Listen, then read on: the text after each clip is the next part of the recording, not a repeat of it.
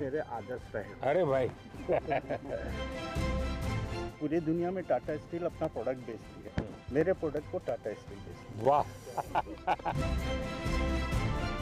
बहुत ज़्यादा डेवलपमेंट हो रही है, वो तो हाँ। आपकी वजह से हो रही है। और मुझे नहीं लग रहा कि ये सब चीज़ें किसी और प्राइम मिनिस्टर की वजह से हो नहीं रही है। नहीं नहीं, जम्मू कश्मीर के नौजवानों में बहुत ताकत है भाई। I actually came from US in 2014. And you left USA. Yeah, I left USA. I wanted to employ my own people. 2010 में होटल में रूम हुआ था, अभी मेरे पास करोड़ों की गौशाला का मालिक हूँ। सर ये आलू से सोना तो नहीं बनाते, पर ये सोने की तरह ही आलू में। आपके जो पीएम सम्मान निधि है वो तो हमारे लिए एकदम वरदान है।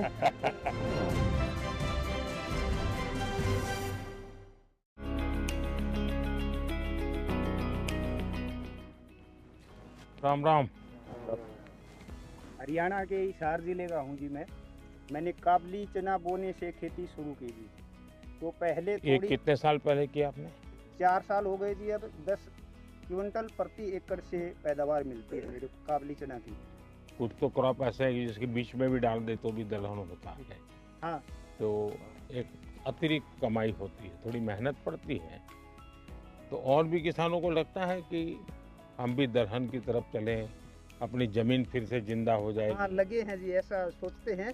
मैं ये बताता हूँ किसानों को कि भी हम दलहन की फसल चना की बोएंगे तो हमें ये फसल तो मिलेगी, और अगली फसल के लिए भी चना हमारी ज़मीन में या अन्य दालों वाली फसलें कोई भी और हमें हमारी ज़मीन में नाइट्रोजन छोड़ती है, तो अगली फसल भी अच्छी होती है। जीवन में ऐसा पहला मौका मिला है कि हम प्रधानमंत्री से मिले हैं। बड़े अच्छे प्रधानमंत्री हैं, किसान से और एक साधारण आदमी तक वो लगाव रखते हैं। और मैं किसान उत्पादक संगठन अभी देख रहा हूँ सर, मैं उसमें सीए हूँ और मैं खेती भी करता हूँ दाल की।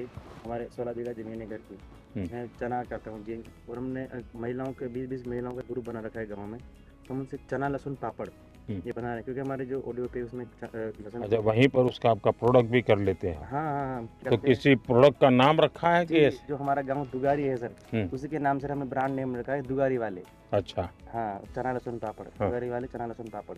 तो लोग ले जाते हैं? जी सर, हमने है ना, एक तो जैम है, गवर्नमेंट होटल है जैम, उस पर रजिस्टर है, तो सर आर्मी वाले सर उसमें खरीदते हैं। तो पूरे राजस्थान में मालूम है तो ये सर ऑल इंडिया में सर बिक रहा है सर। अच्छा, हाँ। और भी लोग बनाते हैं क्या? लेके आते और भी सर बनाते होंगे सर। हमारे जो किसान की महिलाएं हैं, ये आप सबको खिलाना पड़ेगा। हाँ बिल्कुल सर, बिल्कुल। रोंगटे खड़े हो गए थे हमारे कि सर से कैसे मिलेंगे। और जैसे वो आए तो एकदम उनकी चमक देख के हम शब्द नहीं है कि क्या बोले, अब एकदम अलग था वो मोमेंट। दलहन की खेती करता हूँ जी मैं 2013-14 से 1 एकड़ से स्टार्ट करके 13-14 एकड़ तक मैंने चने की खेती की जी। हाँ, पहले 1 एकड़ पे चना किया, बाकी जगह पे दूसरा कर रहे थे? हाँ जी, दूसरा। अभी धीरे धीरे आपने इसको बढ़ा दिया? वो मैंने 13 से 14 एकड़ पे ले आया जी मैं। हाँ। और आपकी आय में क्या फर्क हुआ? आय में तो जी अच्छी क्वालिटी के बीज चुनते गए साल दर साल, और पैदावार बढ़ती गई। जो शाकाहारी लोग हैं उन लोगों को तो दलहन से ही प्रोटीन मिलता है। तो ऐसी स्थिति में आपको लगता है कि जब आप दलहन करते हैं तो सिर्फ अपने जेब भरते, ऐसा नहीं, आप समाज का भी बहुत बड़ा भला करते हैं। अभी हमारे खेत तो छोटे छोटे हैं, जोत बहुत छोटी होती है, और उसके कारण कुछ भी प्रयोग करे तो बेचारा अकेला पड़ जाता है। लेकिन मान लीजिए आपने 200 किसान इकट्ठे हुए और तय किया कि भाई हम 200 किसानों की जितनी जमीन भी है, 400 बीघा 500 बीघा जो भी है, एक या दो जो भी चीज तय करें वही करेंगे, और फिर उसका बड़ा मार्केटिंग करेंगे। ऐसी तो क्या उसको किसानों को ज्यादा लाभ होता है? बिल्कुल होता है सर। हम लगभग 1200 एकड़ में रेसिड्यू फ्री फार्मिंग कर रहे हैं काबुली के ऊपर। तो जो पहले वो जो माल बेच रहे थे उनसे उन्हें काफी फायदा, यानी सब किसान अब मान गए हैं, उसके कारण आपको मेहनत भी कम पड़ती होगी, क्योंकि हमने एक ऐसा सिस्टम बना दिया। बीड़ जिले। कहाँ से? बीड़ जिला। वहाँ तो पानी की दिक्कत रहती है, इसलिए आपने जो अभी धन धान्य की योजना चालू की है, इसलिए आपका बहुत सारा शुक्रिया। चलिए, धन्यवाद। अब जैसे हम मिलेट के लिए लगे हैं सब जगह पे, जो पुरानी हमारे परंपरा थी, बाजरा हो, ज्वार हो, ये सारी चीज़ें, अब दुनिया में बहुत बड़ा मार्केट हो रहा है। और जहाँ पानी नहीं है ऐसी भूमि पर भी किसान अपनी कमाई कर सकता है। मिलेट भी बने। हाँ, मिलेट भी करते हैं। क्या क्या करते हैं उसमें? बाजरा है, ज्वार, बाजरा, ज्वार है, बगर, रावे, नाचनी, ऐसा वो अभी भी खाते हैं लोग? खाते हैं ना, अच्छा। सब खाते हैं। और इसी के साथ साथ जब हम कस्टमर को देते हैं, बॉम्बे में है, उन्होंने बातचीत इतनी की और ऐसा लगा कि ये कोई प्रधानमंत्री नहीं है, हमारे घर के आदमी है। हमारे तरफ मैं अरहर की खेती करता हूँ, युवाओं को मैं बोलूँगा कि आप इसमें इंटरेस्ट दिखाइए, किसानों का भी फायदा होगा, आपका भी एज ए बिजनेस चॉइस रही। मैं एक समूह से जुड़ी हुई महिला हूँ। मैंने अभी 2023 में समूह ज्वाइन किया था और मैंने अपनी 5 बीघा खेती है, उसमें मैंने मूंग का उत्पादन शुरू किया। साहब, आपके जो पीएम सम्मान निधि है वो तो हमारे लिए एकदम वरदान है, बहुत बड़ा वरदान है हमारे लिए। आप जो हमें आपसे जो 6,000 साल का मिलता है, हमें उससे बहुत आसानी हो जाती है। जैसे कि समय समय पर हम उससे अपनी बीज लेना, जुताई कराना खेत का, वो तो हमारे लिए एक बहुत ही बड़ा वरदान है। अच्छा, कभी ये मन करता है कि धीरे धीरे फर्टिलाइजर कम करें? जी, हम जो क्योंकि कभी हमने ये भी सोचना चाहिए जी, ये हमारी माँ है, उस माँ को अगर हम ऐसी ही चीजें खिलाते पिलाते रहेंगे तो कितने दिन जिंदा रहेगी? ये बात किसानों में होती है। तो जब उसके दिमाग में ये भर जाता है ना कि भाई मुझे बच्चों को अच्छी जमीन देनी है, ऐसी टुकड़ा नहीं देना है, यानी बिल्कुल धन धान्य से भरी हुई ऐसी जमीन देनी है, तो फिर उसको लगेगा कि मैं नुकसान नहीं करूं। एक काम आप किसान मदद कर सकते हैं। जय मान लीजिए किसी के पास 4 बीघा जमीन है, आप उसको एकदम को उसको प्राकृतिक खेती कहोगे तो हिम्मत ही नहीं करेगा, भाई भूखा मर जाऊंगा। लेकिन उसको ये कहेगा भाई ठीक है, हमारी बात मत मानो, इसके 4 टुकड़े कर दो, एक बीघा में हम जो कहते वो करो, 3 में तुम जो करते थे वही करो, 2 साल तक हमारे साथ चलो, तो उसको सफलता मिलेगी। फिर वो 1 के 1.5 करेगा, 1.5 के 2 करेगा, फिर उसका विश्वास है। हम एकदम से कहेंगे नहीं 4 बीघा बंद कर दो और ये कर दो, तो संभव नहीं है। वो खाएगा क्या, बेचा डरता है वो। मैं चने और मसूर और उड़द की खेती करता हूँ सर, और वैसे तो ज़मीन कम है मेरे पास, 2 एकड़ है, ज़्यादा नहीं, पर थोड़े थोड़े 100 में सर मैं कर लेता हूँ। देखिए, किसान 2 एकड़ में भी मिरेकल कर देता है। उसको जमीन कितनी छोटी है बड़ी है नहीं, उसका दिमाग बहुत बड़ा होता है जी, साहस हिम्मत बहुत बड़ी होती है। अच्छा, आपको कभी ये विचार आया कि चलो मेड पर हम बाढ़ करते हैं, पड़ोस वाला घुस न जाए, वो भी बाढ़ करता है और 1.5-2 मीटर जमीन हमारी खराब हो जाती है। अगर मिल करके वहाँ सोलर लगा दे, उसका सोलर उधर की तरफ झुकेगा, आपका सोलर इधर झुकेगा, आपकी बिजली आप कमा के बेच के दोगे, वो बिजली वो बेच देगा। हाँ, ये दिशा में जाना चाहिए। सरकार पैसे देती है इसके लिए, उसी दिशा में जाना चाहिए। दूसरा एक मुझे लगता है रिचार्जिंग वेल की ओर जाना चाहिए। हमने पानी जो बारिश का आता है नीचे जाए उसके लिए कोशिश करें, तो पानी का लेवल ऊपर आ जाता है, उसका बहुत फायदा होता है। चलिए, बहुत अच्छा लगा, आप लोग बड़े साहसिक किसान हैं और बहुत अच्छी मेहनत करने वाले लोग हैं, लेकिन प्रयोग कर रहे हैं, बहुत खुशी हुई। क्योंकि हम भाई, मेरे पिताजी भी ऐसा करते थे, मेरे चाचा भी ऐसा करते हैं, मैं भी ऐसा करूँगा। अब हमने नौजवानों को थोड़ा इसमें से बाहर लाना है। पशु मंत्रालय की वजह तरफ से हम लोगों को 50% सब्सिडी मिली है। मेरे पास कुछ गाय थी, अभी 250 के ऊपर गिर गाय है मेरी। स्टार्टिंग में 2010 में होटल में रूम बॉय था, अभी मेरे पास करोड़ों की गौशाला का मालिक हूँ। भारत सरकार ने बहुत बढ़िया सपोर्ट दिया है। तो ये रूम बॉय में से यहाँ कैसे पहुँची है भाई? तो सरकार की उपलब्धि है सर। आपकी इतनी गाय है तो क्या खुद ही रखते हैं कि गाय लोगों को भी देते हैं? अभी मैंने जो आदिवासी महिला है जो ऑर्गेनिक खेती करती है और गरीब है, उसको मैंने 63 गाय गिफ्ट की है, बछड़ियाँ मेरी तरफ से। हाँ, देखिए, मैं काशी का सांसद हूँ, तो मैं एक प्रयोग करता हूँ। मैंने वहाँ गिर गाय करीब 100 परिवार को दी है और उनसे शर्त की है कि जो पहली बछड़ी होगी वो आपको मुझे वापस देनी है, जो वापस देते वो दूसरे परिवार को देता। 2020 के समय में सर, जब पूरी दुनिया बंद हो गई थी, उसके बाद रिसर्च किया, थोड़ा सा और पढ़ा, उसके बाद डिपार्टमेंट गए हरिद्वार में, तो वहाँ से प्रधानमंत्री मत्स्य संपदा योजना के बारे में पता चला।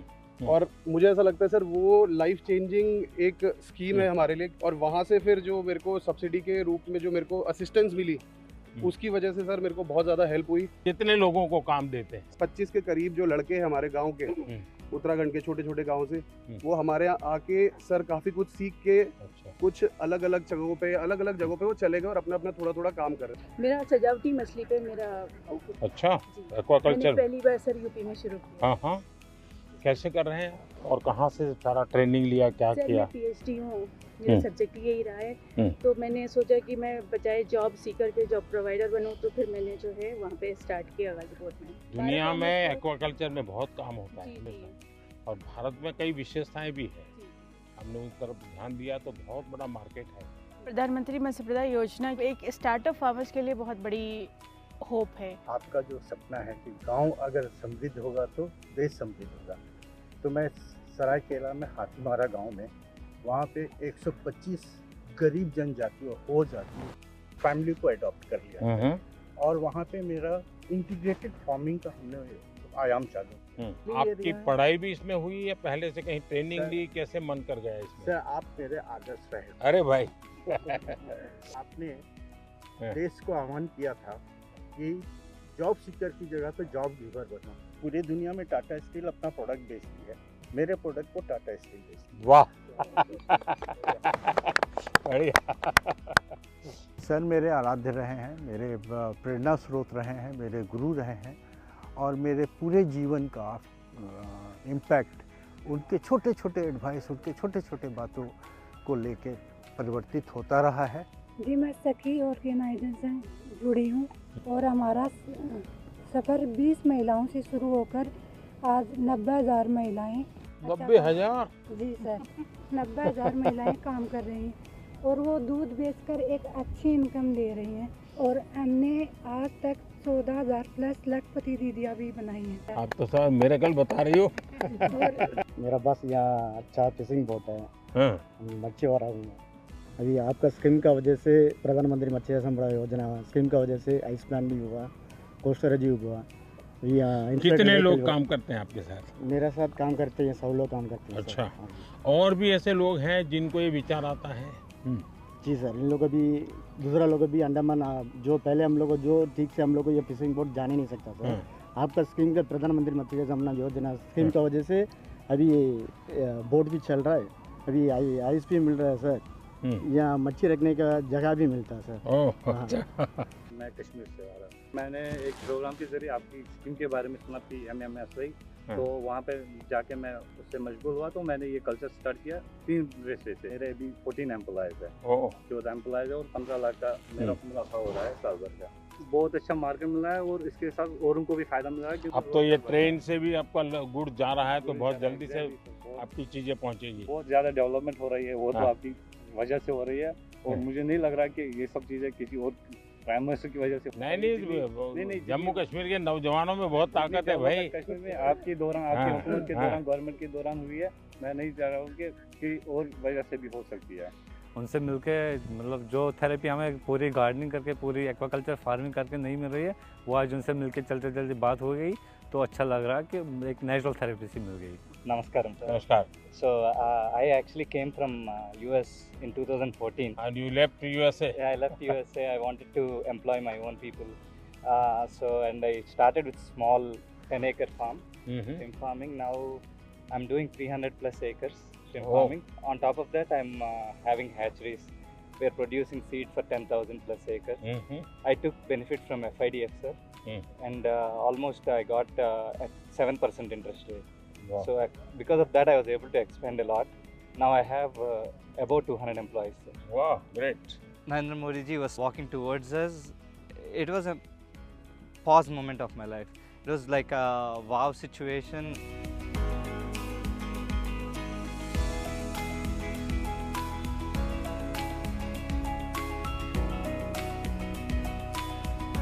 नमस्ते भाई। मैं गुजरात से अमरेली डिस्ट्रिक्ट के धारी FPO से हूँ। मेरा नाम भावना गोंडलिया और अभी मेरे FPO में 1700 फार्मर है और हमने सर लगातार 4 साल से 20% 1700 फार्मर?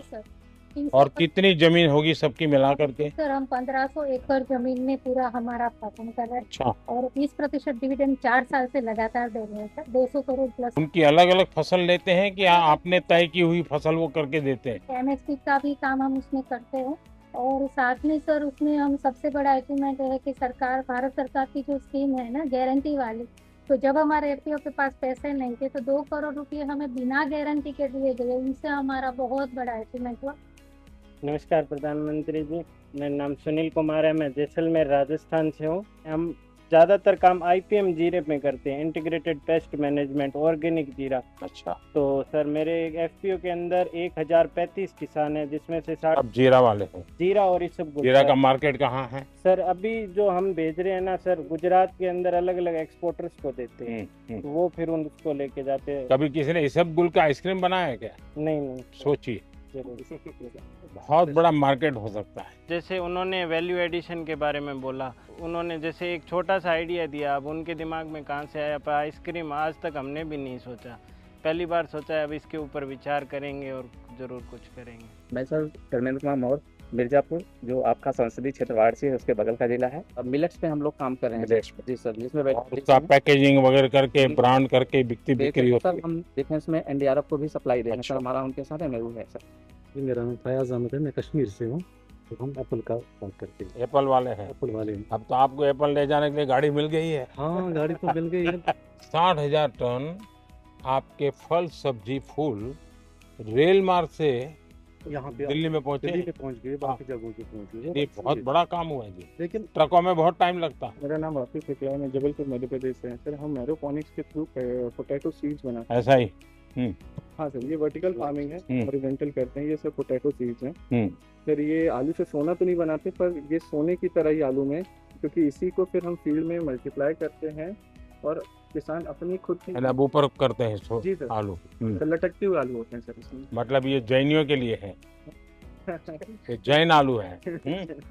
अगर वो जमीन में है तो जैन खाते नहीं, बाहर है तो खाते।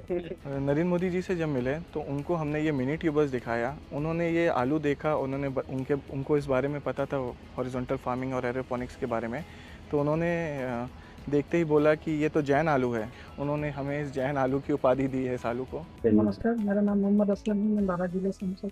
गार्लिक बेस हमारा कहाँ से है? 12 जिले से, राजस्थान। 12 राजस्थान। हाँ सर, गार्लिक का जो हमारा हब है, गार्लिक में हम उसका वैल्यू एडिशन कर रहे हैं, पाउडर, पेस्ट, और ये अभी एक्सपोर्ट का भी हमने लाइसेंस का अप्लाई कर रहे हैं। मुझे एक नौजवान मिला, बोले हम बेसन और लहसुन का पापड़ बनाते हैं। सर मेरा आपको बताते हुए मैं मन की बात में आपसे सम्मानित भी हूँ। वाह चलिए, बहुत बहुत धन्यवाद भाई।